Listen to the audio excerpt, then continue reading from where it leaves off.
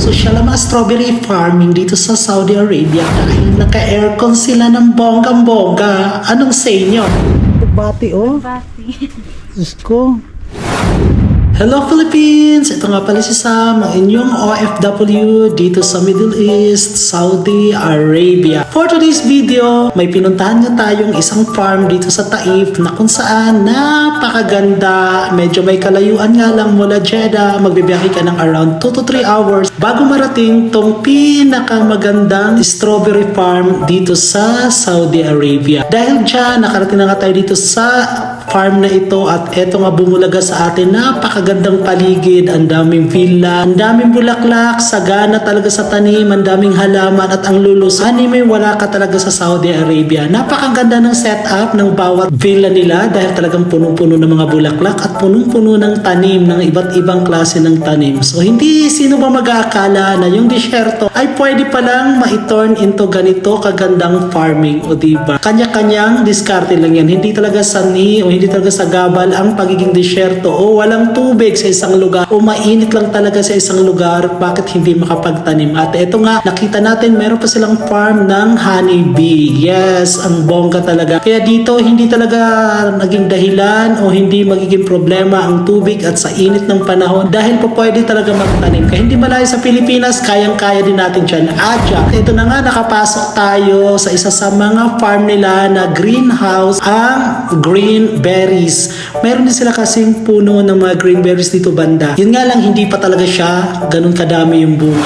Meron din tayong mga nakikita along the way na may mga iba-iba pa silang mga greenhouses din na lang natin pinasok. Then may mga tanim sa mga lemon. Nakikita natin mga lemon silang tanim. Kaya napakaganda, isa sa lang magandang sample sa Pilipinas dahil tayo, pinalad tayo na meron tayong ulan, may tag-init. Dito kasi puro tag-init lang talaga. Kaya talagang challenging sa kanila. Pero hindi naging hadlang yung pagiging tag-init sa lugar na to. Dahil pwede pa rin nakapagtanim kahit sa gitna ng arawan ng mga bulaklak, pananim, gulay, halaman o prutas. Nasilip natin sa di kalayuan ay nagre-repack sila ng mga strawberry na naha-harvest na nila at ready for distribution na sa kanilang mga buyer o sa mga bibili. At dyan nga, nakatikim na tayo sa atin kung gaano katamis ang strawberry na meron sa farm nila, o diba? At dahil dyan, nasadya natin makapasok at makabisita sa kanilang pinaka-farm, bongga. At eto nga siya.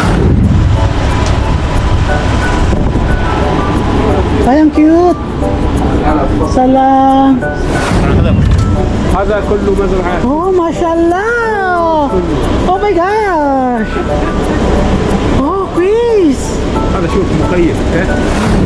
Meron nga pala tayong tour guide, isa sa caretakers sa farm na ito, si Baba. Napakabait niya. Kahit pa paano nag-English siya, pero most of the time talagang nagsasalita siya ng Arabic. Pero sinusubukan nating intindihin yung mga sinasabi. May time na naintindihan natin, most of the time di talaga natin naintindihan, kaya oo lang tayo ng oo. Ganon yon. Yun nga lang, medyo maliliit yung mga bunga, pero ang tatamis. Yes, dahil hinayaan din na tayong matikman yung fresh mga strawberry farming na naka-greenhouse. Yes, naka-greenhouse po talagang strawberry farming dito mga ka-colors dahil sa lalo na sa panahon ngayon talagang umiinit sa Taif, kaya mas minabuti nila na ilagay siya sa greenhouse. At tingnan nyo naman, medyo nanguluntoy na yung dahon. Medyo talagang grabe ang init. Naramdaman nga natin dito sa loob yung kalahati ng lugar na medyo mainit, pero the rest naman, isang half kasi nito ay naka-aircon, pero hindi kaya talaga na buong greenhouse farm ay pasusupply ng aircon, kaya hindi naman siya ganun kainit, pero hindi rin siya ganun kalamig. Pero yun nga lang, kagandahan, naka-aircon po siya. Ramdam mo pa rin yung aircon, din may mga blower siya. Siguro pag bandang mga hapon dito talaga pagaganahin nila yung blower, kaya lalamig tong area at saka lang sila mag-schedule for watering. At napapansin natin sa kanilang farming mga ka-colors, marami silang tinatanim na mga bulaklak. Diba, tingnan nyo naman yung lahat ng paligid. Dahil ito daw yung pang-attract sa mga insect naman na halimbawa nakapasok sa greenhouse. So welcome naman ng mga insects dito para mag-pollinate.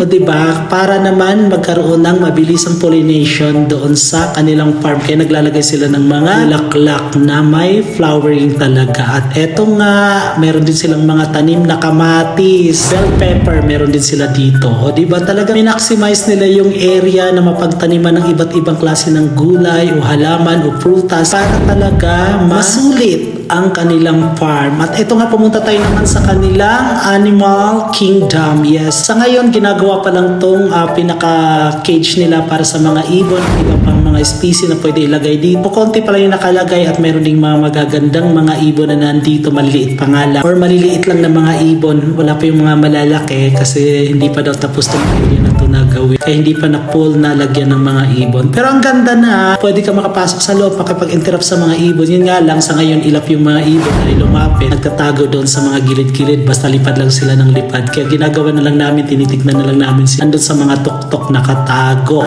lugar, pero hindi pa po talaga siya tapos. Kaya adventure din ito, napakagandang pasyalan, lalo na kung may mga batang kasama. Perfect siya para dito talaga tambay-tambay. At along the way, so naranasan din namin pumunta sa villa naman, doon kami kumain at ang ganda ng area ng green ng mga halaman nila doon. Talaga di mo sukat akalain na mabubuhay siya sa disyerto kagaya niyan. Napakaalaga nila. Galing nila mag-watering kaya buhay na buhay yung mga pananim nila. Sobra. Grabe, ang galing. Yan lang po for today's video natin mga callers. Samahan niyo po ako sa susunod nating mga vlog, sa susunod nating travel. Hindi bukas, hindi mamaya, but now na!